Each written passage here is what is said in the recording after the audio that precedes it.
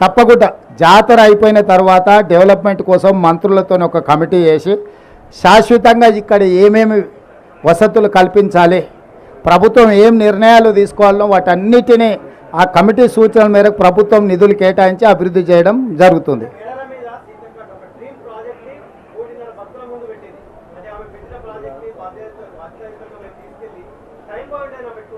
డెఫినెట్గా మంత్రులతో ఒక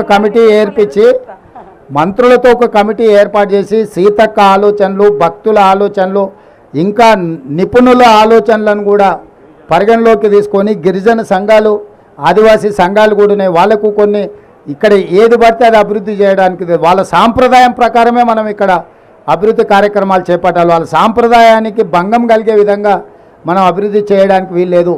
ఆ సాంప్రదాయాలను దృష్టిలో పెట్టుకొని తప్పకుండా వాళ్ళకు కావలసినట్టుగా శాశ్వతమైన అభివృద్ధిని చేసే బాధ్యత మా ప్రభుత్వం తీసుకుంటుంది.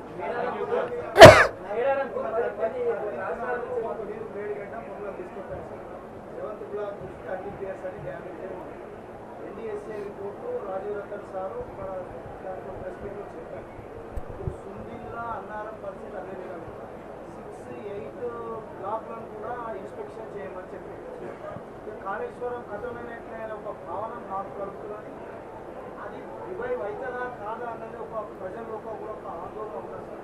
ఈ నేపథ్యంలో తెలంగాణ ప్రభుత్వం అంటే మన ప్రభుత్వం గోదావరి మీద ప్రత్యామ్నాయంగా ఏదైనా ప్రాజెక్టు గురించి ఆలోచిస్తున్నారు అంటే ఒకటి ఇక్కడ మీరు అర్థం చేసుకోవాల్సింది, మనం చూసి ఒక అంచనాకు వచ్చినాం, కానీ నిపుణుల నివేదిక లేకుండా మనము నిర్ణయాలు తీసుకోలేము. అందుకే స్పష్టంగా రాష్ట్ర ప్రభుత్వము నేషనల్ డ్యామ్ సేఫ్టీ అథారిటీకి మేము లెటర్ రాసినాం. అన్ని డ్యామ్లను మీరు పరిశీలించి నివేదిక ఇవ్వండి. ఇవి రిపేర్ చేయొచ్చా, రిస్టోర్ చేయొచ్చా, లేకపోతే శాశ్వతంగా వాటిని తీసేసి కొత్తవి కట్టాలనా, కొత్తవి కట్టాలంటే ఏ సాంకేతిక నిపుణులతో కట్టాలి, వీటన్నిటి మీద కూడా నివేదికలు కోరినాము. నిన్న మొన్న మీరు అసెంబ్లీలో టీఆర్ఎస్లో మాటలు చూశారు, మేడిగడ్డలు నీళ్లు నింపురి అన్నారంకి ఎత్తిపోయారని. అసలు హరీష్ రావు దూలం లెక్క పెరిగింది కానీ దూడకున్న బుద్ధి కూడా లేదు. ఇప్పుడు అన్నారం బొక్కవాడు అన్నారం నుంచి నీళ్ళు వచ్చి ఇది కొట్టుకపోతుంది మేడిగడ్డ, మళ్ళా మేడిగడ్డ నుంచి అయితే అన్నారంలో పోయింది అంటుండు.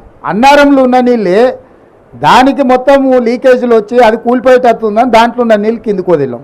వాళ్ళు మన అసెంబ్లీలో చేసిన వాదన మొత్తం చూడండి. నేను అందుకే చెప్తున్నా, దూలం లెక్క పెరిగితే సరిపోదు, దూడకున్న బుద్ధి అని ఉండాలి అని హరీష్ రావుకి చెప్పదలుచుకున్నా. ఈ మేడిగడ్డ కూలింది అని మేడిగడ్డల నీళ్లు తీసేసినాం. ఇప్పుడు అన్నారం కూలేటట్టుందని అన్నారంలో ఉన్న నీళ్ళు తొలగిస్తే మళ్ళీ మేడిగడ్డ లాపంటే ఎత్తి అన్నారంలో పోయాలంట. అసలు ఏమన్నా మెదడు ఉండే ఆలోచన. అందుకే వాళ్ళు ఏందనంటే చేసిన తప్పులను కప్పిపుచ్చుకోవడానికి ఎదురుదాడే ఒక మంచి విధానం అన్నట్టుగా వాళ్ళు ఒక ఆలోచన చేస్తున్నారు. కాబట్టి ఇప్పుడు స్పష్టంగా నిపుణుల నివేదికలు వచ్చిన తర్వాత మీరు చెప్తున్న ప్రతి అంశాన్ని పరిగణలోకి తీసుకుంటాం. ఏదేమైనా మహారాష్ట్ర ప్రభుత్వాన్ని ఒప్పించి తుమ్మిడిహెట్టి దగ్గర పాత ఒరిజినల్గా ఏదైతే డిజైన్ చేసినామో ఆ రోజు అక్కడ అది నిర్మించడం ద్వారా గ్రావిటీ ద్వారా ఎన్ని ఎకరాలకు నీళ్ళు ఇవ్వగలుగుతాం, వాటిని కూడా మా సాగునీటి నిపుణులు ఈరోజు అంచనాలు వేస్తున్నారు. తప్పకుండా వాటి అన్నిటిని దృష్టిలో పెట్టుకొని చేస్తాము. గోదావరి జలాలను పూర్తి స్థాయిలో ఉత్తర తెలంగాణకే కాదు, అవసరమైతే దక్షిణ తెలంగాణ ప్రాంతానికి కూడా నీళ్ళను వినియోగించుకోవడానికి కార్యాచరణ చేపడతాము. మేము హడావిడి చేయము, అపర మేధావులం అని మేము చెప్పుకోము, 80,000 పుస్తకాలు చదివినామని అసలే చెప్పం. ఎందుకంటే ఎవరు చేయాల్సిన పని వాళ్ళే చేయాలి. మీకు తెలుసు కదా, దోపిక గదా నాకు గరక నాకు ఘాట్కా అని.